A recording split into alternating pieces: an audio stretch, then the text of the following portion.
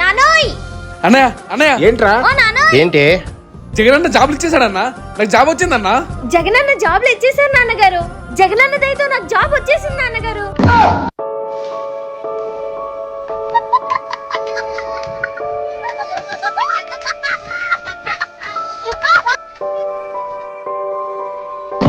ఏం జాబ్ రా?